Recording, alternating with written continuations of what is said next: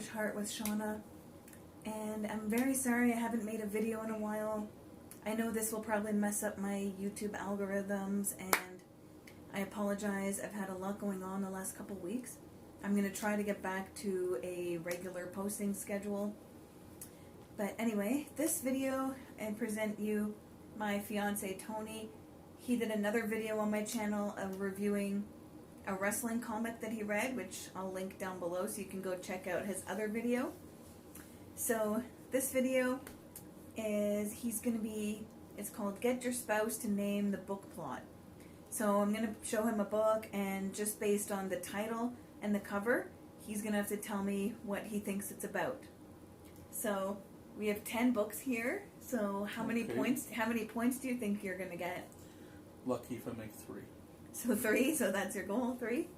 Or less? 3 or less, yeah. Okay, so I tried to pick books that most people watching will have heard of, but don't have any obvious clues on the cover, so this is going to be interesting. So I'll just jump right into it. And this is the first one. The Book Thief. Well, I guess I would have to say it's back in, I would say put it in the 40s, and some poor kid who wants to read has to steal books because maybe their parents are too poor to buy them for them, or maybe they're like Matilda's parents. And yeah, he has to steal books all the time. And he gets real smart and becomes something in the future, and now his parents regret not buying him books. Okay, I'm going to say you get a half point for that. You got some things right. It is set in the 40s, but you were right, because it's actually about World War II. And the second thing that you got right was there is a little girl who steals books because she desperately wants to read them. Oh. So you got that right. But it's basically, it's set in Germany in World War II. It's actually narrated by Death. Like, the person narrating the story is actually Death, and he's talking about how he sees all the dead bodies of the people dying in World War II and how upset he is because he has to go down and take them, and it's seeing the suffering that humans cause, and it makes him do his job, but it also affects him, and it's very interesting to get like Death's perspective. So the book was well known because it was narrated by Death, which is not done often. And it's about this girl, and the Nazis had banned a whole bunch of books and had book burnings, and she basically steals books and over time and collects them. So yeah, so I'm going to say half point for that. Good job so far. Good start. This is the next one. I'm just holding it up for others to see. 6 of Crows. 6 of Crows. Well, I'm going to get this so wrong. Being that there's a crow on it and it says 6 of Crows, I'm going to obviously think that it's about a bunch of crows and that there's 6 of them. And I don't know, they travel in packs, and I don't even know what to say. Wander around to, you know, I don't really have much of a plot with this one. So 6 of Crows. As a family, maybe they lose one. There we go. They lose one. Okay. And now they got to find their brother or sister somewhere. So it's a big story about a bunch of birds finding their family member somewhere. I'm a little slow, but okay. But actually, that's what I'm thinking. You get 0 for that. And this is one of my favorite books that I've told you about a lot of times. And it has nothing to do with crows. It's about 6 friends, and they're like a gang of misfits led by an anti-hero called Kaz Brecker. And they're teenagers. So there is 6 of them, but it has nothing to do with crows. It's basically just their gang. Their like gang symbol, I guess, is a crow. But they're they're basically criminals, and they get offered a chance to go on a heist, and they're trying to get back. I think they're trying to get back some money for against this other like mob boss, and they basically all become friends and become family to each other. And then there's certain romances in there between certain characters. And it's like a fantasy kind of. It's set in a fictional world. And yeah, it's really good. And I told you about it lots of times. You tell me about a lot of books, I just can't remember them all. That's that one. So 0. So you're at 0.5. This is number 3.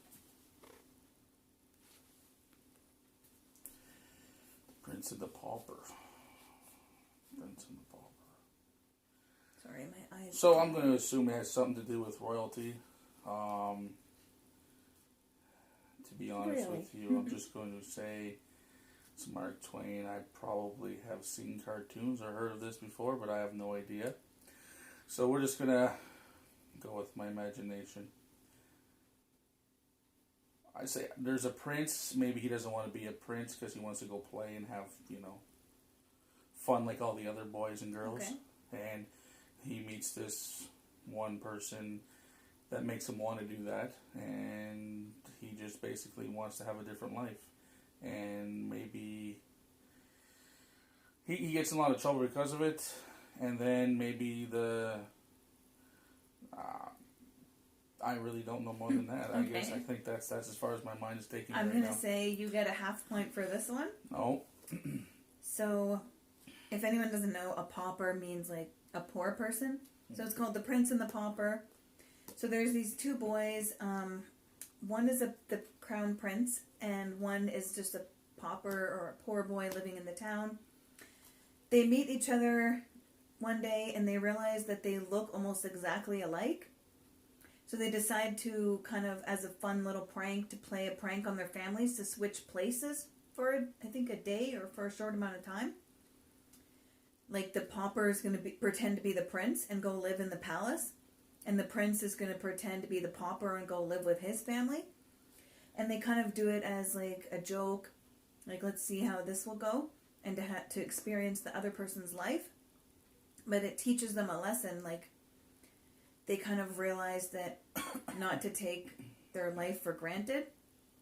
And that other people, they both think the prince, like you said, the prince, he doesn't want to be a prince. He just wants to play and do ordinary things. And he's tired of royal life. So when he meets this boy that looks like him, he's like, oh, I'll go be an ordinary boy for a day. And the pauper is like, I want to be a prince for a day. But then they realize that the other side has it hard also. And it's not everything it's cracked up to be. Should have known that's a Mickey Mouse. So, yes, it is a Mickey Mouse one. So you get half a point for that. So you're at 1 point so far. This is the next one. One I talked about on my channel recently, I believe. Then I will probably get it completely wrong. The Long Way to Yeah. Small Angry Planet. Long Way to... Well, this is like another E.T. phone home. Long Way to a Small Angry Planet. So that's just... I'm going to assume that some UFO comes down somehow. A little alien gets dropped there, and just like E.T., a little kid finds him. Okay. And tries to protect him, even though he's terrified of him for a while. But he doesn't want to go back to his planet because it's an angry planet by the sounds of it. So he wants to stay with the little boy, but all these other people in town, scientists, want to do stuff on him, so this kid's trying to protect them, but in the long run, it's not working out.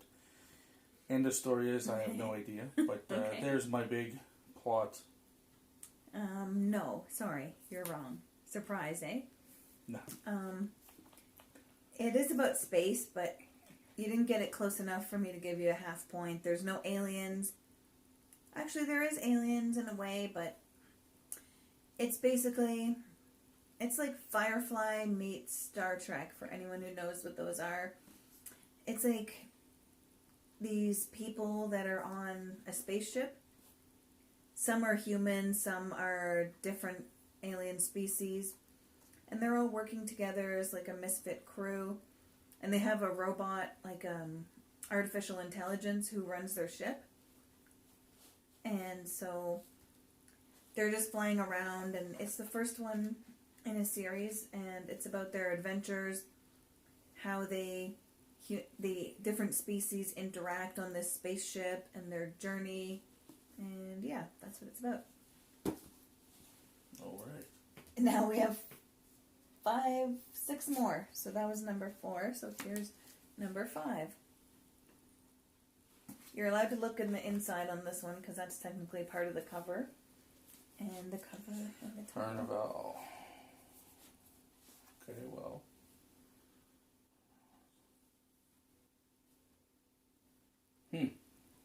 Caravelle. Caravelle. I had a Caravelle. Sorry, sorry, my bad. Caravelle. I'm gonna assume it's like a Jumanji deal, where it's like they play this game called Caravelle, and it becomes more real than it's supposed to be, and they go to another world, kind of like Jumanji, and I guess that's pretty much the basic. And it's the world that they go into is completely opposite of the real world that you're in. But I'm going to assume that there's some kind of portal that they have to somehow get through to come back, or else they don't come back. That's my plot. I guess you can get a half point for that one. So what, you're at 1.5, I think? Half a point and half a point. And this is the third half a point, so I think that's 1.5. Yeah, it's about that. So it is about a game that goes wrong and becomes more real, and they have to keep reminding themselves it's only a game. And it's about these 2 sisters, Tella and I forget the other one, Scarlett, and they're teenagers, and they get taken. They basically go on a quest to this island, and to meet this guy named Legend, who runs basically a carnival called Caravelle, and it travels around, and then you go there, and it's like basically it's like a magical circus, and it's a game. You have to compete against other contestants to get a prize, and so many strange things happen. It is almost like a game of Jumanji because so many crazy things happen. And then there's certain people that interact with you, but you don't know if they're actors part of the game or if they're real. So everything that happens could be part of the game. So it's like reality starts to blend with the game, and what's real and what's just an aspect of the game. And they have to survive and try to win the game to get basically that's it.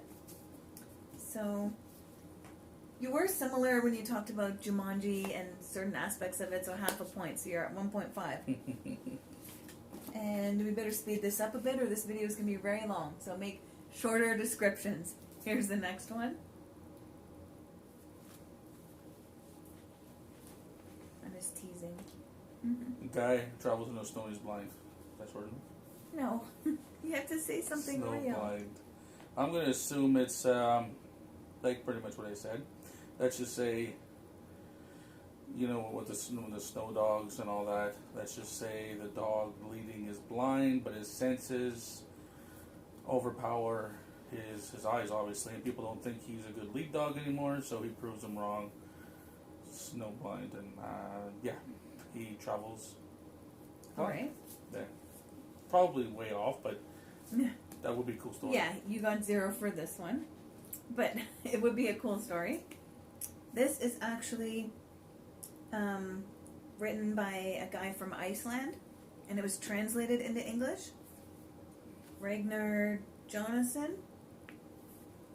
It's actually a crime novel, part of a series, about this rookie policeman who gets his first job posting up to remote northern tip of Iceland, where like a very rural village where the train goes through once a day, and other than that you can't leave the village. There's like 10 houses, and everyone knows each other.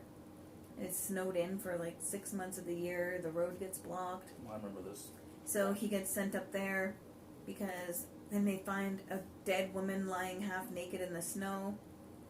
And then all these other things, mysterious things happen. And he has to try to solve the crimes, but the locals don't trust him.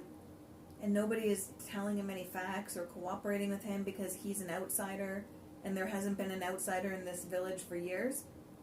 So it's part of actually a crime series, and I really liked it.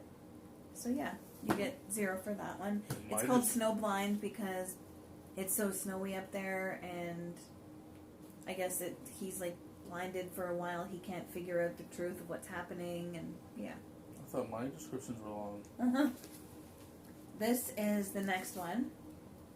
Most people watching this will probably definitely know this book. So yeah. Wicked Saints. Nothing fear. Oh. Wicked Saints. Nothing fear. So I'm gonna say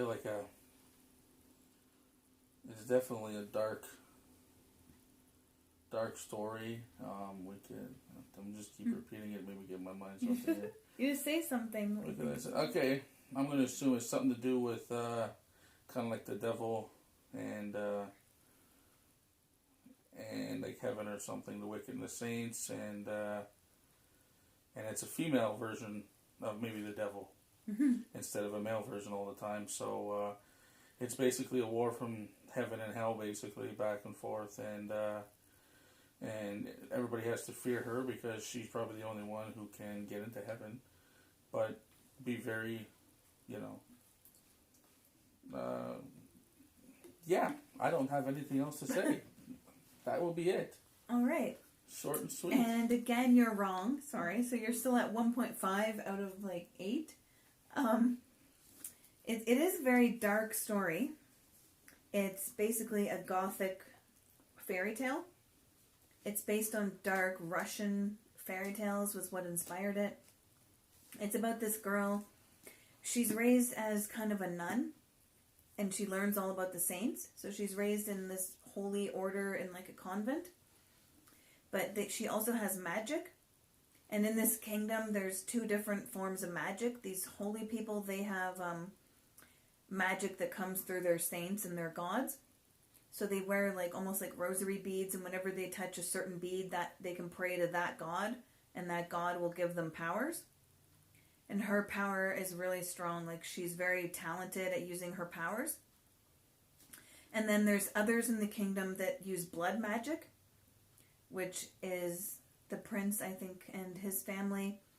And it's gory, but they have to cut themselves, like cut their skin, and they carry spell books. And they basically cut themselves, and when the blood drips on the spell book, it activates the magic, and then they can do that spell. So it has very interesting magic systems, and these 2 magic systems hate each other. Like the saint ones think that blood magic is like heresy and goes against God and is an abomination, and they're trying to wipe them out and only have holy magic. And then the other ones think that they're just religious nutcases and they're always at war. And then she leaves the convent and she goes and meets this boy from the opposing side, and they go on an adventure together, and there's a lot of gory things throughout it, and yeah, that's what it's about. It's a gothic literature, gothic blood-drenched fairy tale. You can see all the blood on the cover, and even the side is red. So yeah, so you're at 1.5. You have 3 more books to go, so sorry this video is so long. Here's the next one. It's kind of a children's book, but I was trying to pick ones that people would know. Okay, let's just say this one is about the delinquent kids who get put into some kind of prison for kids. And it's a big camp, big sand pit basically, and they have to keep digging holes. And basically, become each other's friends. And then, of course, the leader is very mean and makes them do other things, bad things, and then they have to reach out to the social workers and stuff to try to prove to them that they're bad, so they can get out of that situation into something better. Yeah, I know I shouldn't have picked this one because you saw the movie. This is supposed to be about reading books. Hey, you asked me. I can't make up a different story if I already know it. So I don't know if I should give you a point for that for watching a movie of it, but I guess I can. So you're at 2.5. So you're getting close to your goal, and you have 2 books to go. That one was cheating. Ruined the video. Here's the next one.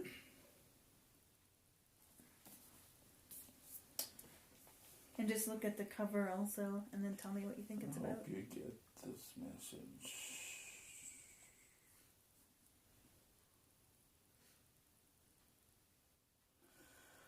Okay, so let's just say that the end of the world's coming, and everything's down, satellites and all this thing down, so they have to get the message to everybody else around the world to take cover, or else they're going to get killed.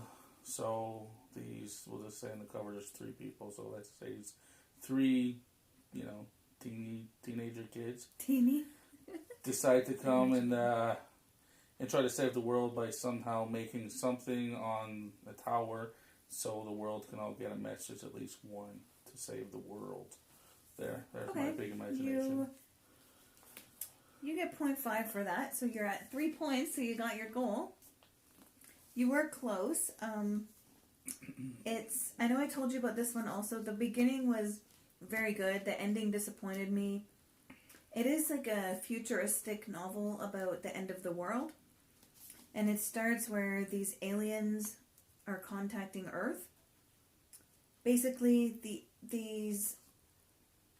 aliens transmit secret messages to each other, and then one of their messages gets leaked, and a system on Earth picks it up.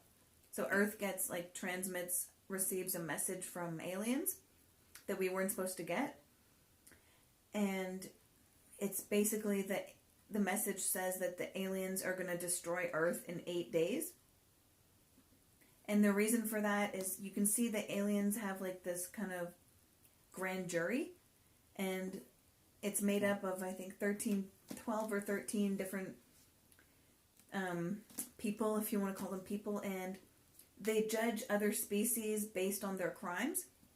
So they see how humanity is so evil, we've ruined our planet, we kill each other, and we've committed crimes against other species like animals, and basically we're just really cruel and evil. So they have a meeting and they pass a verdict that humanity has done too many atrocious crimes for too long, that humanity is found guilty and has to be wiped out in order for the betterment, to save the planet and to save other species from destruction. But they don't mean to tell us that, but the message leaks down. So then humans kind of get an advanced warning that they're going to be wiped out in 8 days. So it's about how people react to knowing the world is ending. And there's a lot of riots and almost like what's going on now with this virus. The stores are being looted. Different people react different ways. So it's about these 4 different teenagers and their stories, how they react. And there is one boy who basically tries to send messages to the aliens and to get messages out with a radio tower machine that he builds. And that's what it's about. And the last one is actually a graphic novel, but I couldn't find any more books to pick. Oh my, seems like the hardest one. Snow glass apples. Well, this just looks like a dark Snow White story, so I'm going to think that's what it is. In what way? What do you think changed it to make it darker? Snow White becomes the evil one, and instead of the other way around. So I'm going to say that, it's basically the same thing of Snow White, but a dark version of it, and Snow White being the evil one. Yes, I'll say you got that right. So you're at 4 points. Yay, 4 points. Above average. So it's a Neil Gaiman graphic novel. It's very short. It's very, very dark. Almost too dark for my taste. I did like it, but yes, it is a Snow White retelling. Very chilling tale where the evil queen is actually not evil. Snow White is the evil one. And the queen gave her the poison apple and tried so many things to get rid of Snow White because she was trying to save the land from Snow White's cruelty. And Snow White's basically a vampire who, like, eats people's hearts and always tries to bite people and kills her own father by sucking too much blood. And that's how the dad dies. So the evil queen, like, stepmother has to raise her, just like in the original fairy tale. But in this one, it was actually Snow White that killed him. And the stepmother sees what Snow White is becoming, and that's why she banishes her. And then, yeah, basically, that's what it's about. It's very dark. And you got 4 points. How do you feel about that? Pretty good. Pretty good. Good job. So that was interesting, and I'll let this go because this video's gone very long. But I just wanted to say, again, I'm very sorry I haven't filmed a video in a while. I'm going to be doing a lot more videos soon. I ordered a couple different book boxes, so I'm going to have some new unboxings for you. So please check back to my channel and hit the like button or post a comment down below and say bye. Toodaloo. Thanks for watching.